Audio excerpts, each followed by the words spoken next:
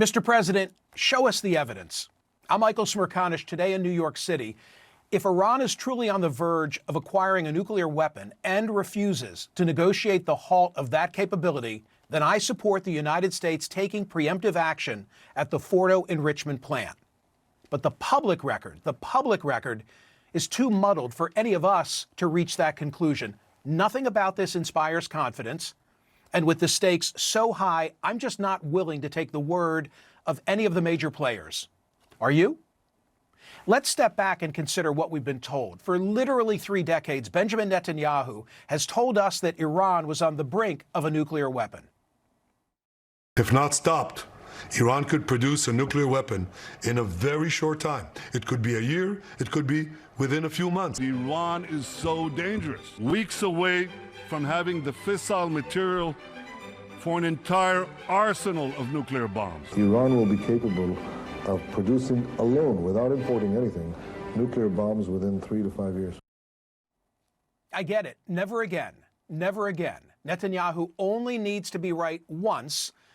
But last March, the director of national intelligence, Tulsi Gabbard, testified to Congress that the intel community, quote, continues to assess that Iran is not building nuclear weapons, and Supreme Leader Khamenei has not authorized the nuclear weapons program that he suspended in 2003.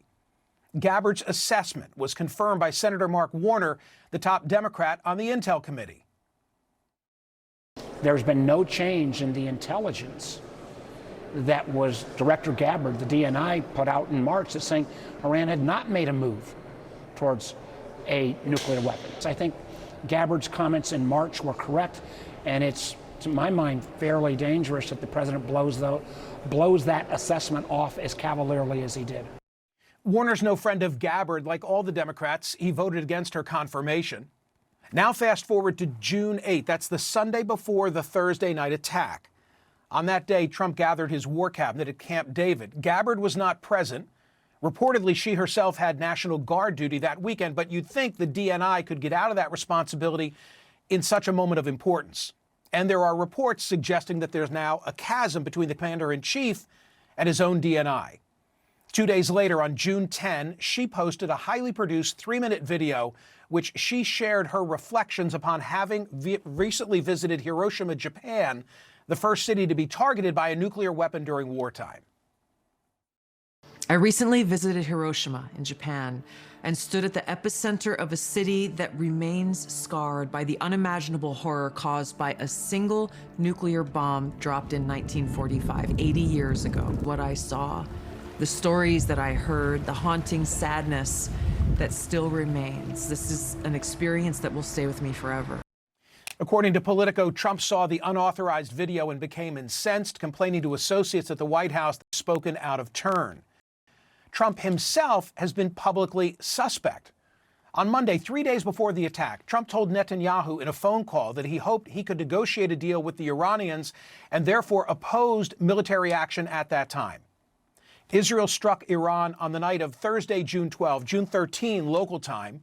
And the very day of the attack, President Trump told Reuters that he'd been urging Israel not to do it. That's consistent with the first official word from the U.S. government after the attack.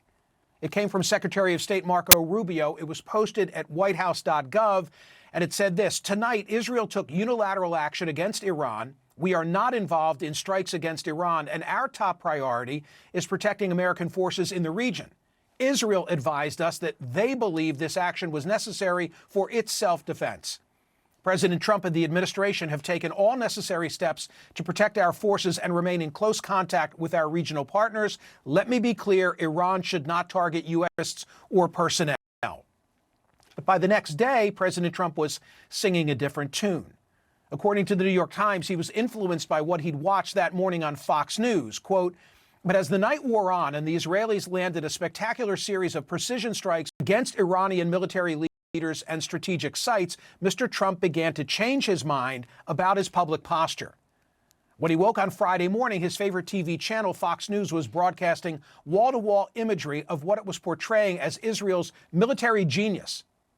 And Mr. Trump could not resist claiming some credit for himself.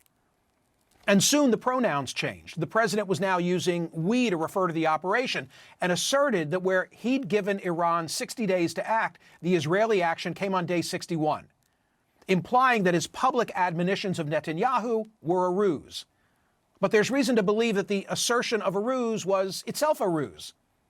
The Wall Street Journal editorial page may call President Trump's intra-party opponents MAGA's misguided isolationists, but the news reporting side of the Journal is telling a different story, one compatible with a legitimate split on the intel between the United States and Israel. Quote, before launching its attack on Iran last week, Israel provided the U.S. intelligence deemed alarming. Tehran was conducting renewed research useful for a nuclear weapon, including on an explosive triggering system.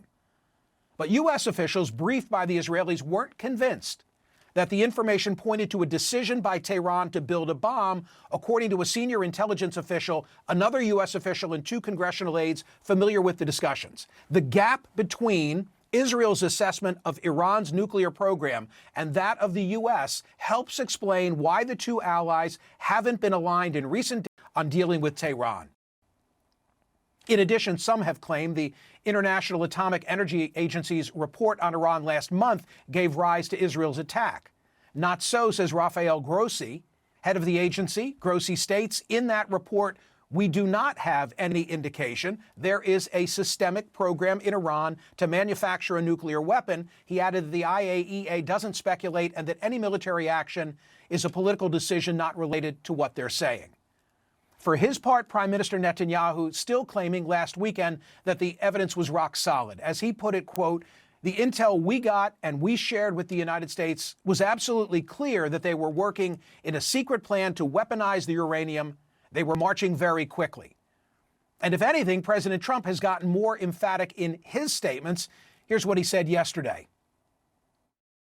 What intelligence do you have that Iran is building a nuclear weapon? Your intelligence community has said they have no evidence that they are at this point. Well, then my intelligence community is wrong.